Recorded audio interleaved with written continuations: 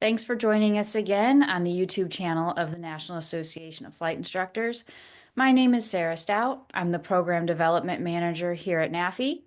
If you're enjoying this regulatory and policy update video series, be sure to like this video and click to subscribe to the channel to stay informed when there's more. NAFI memberships are what keep this content coming. If you aren't already a NAFI member, please join us at nafimentor.org. Here we go with the updates for May 2025.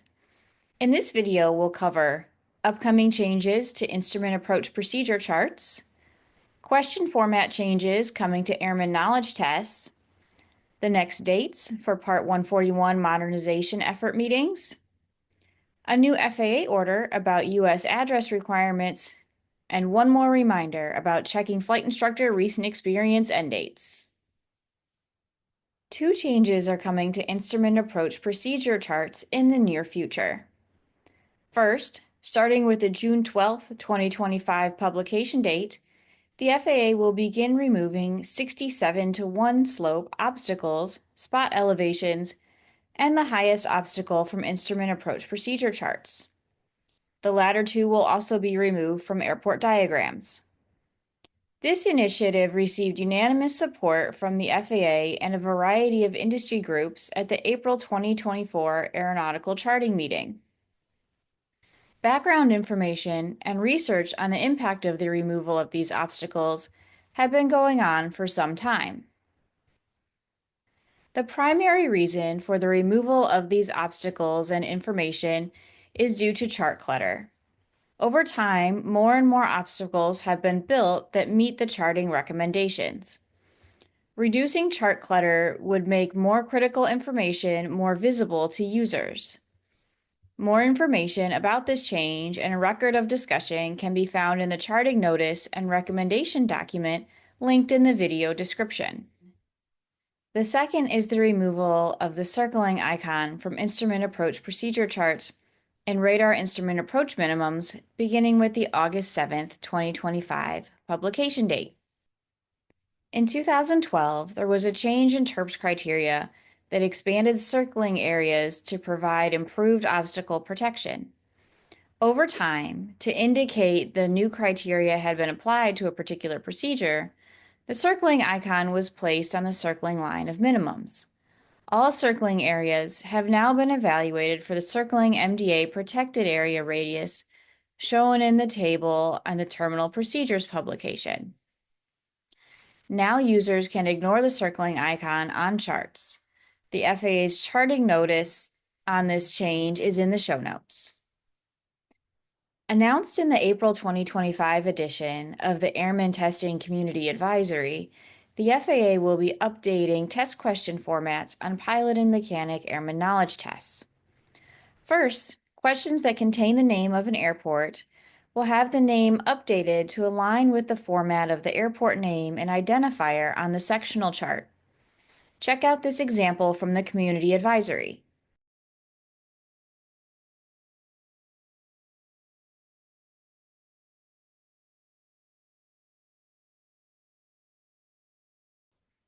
Additionally, questions with the following formats are being updated to align with current industry standards for testing. First, the removal of questions with negative phrases such as, which of the following is not correct?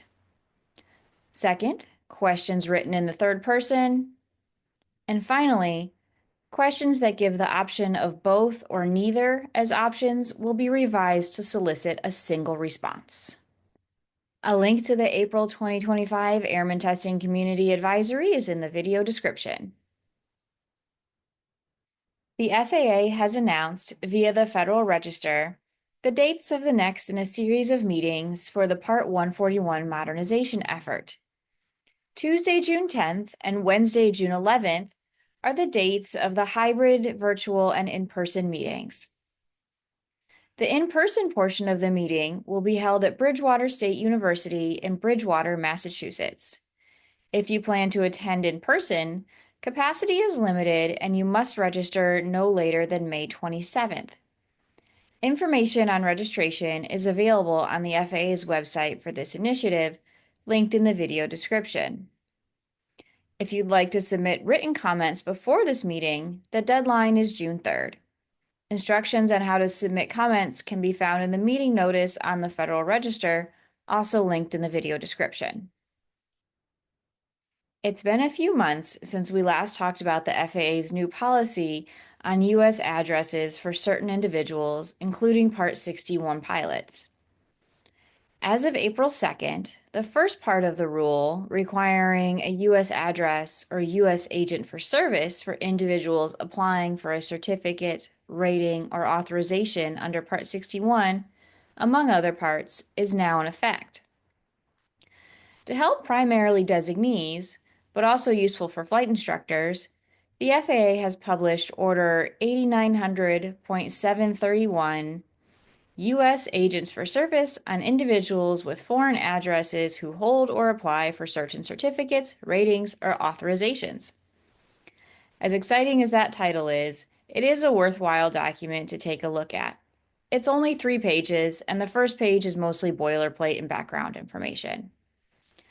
The discussion paragraph starting in the middle of page 2 and going through the implementation and action paragraphs onto page 3 are where you'll find the most relevant content.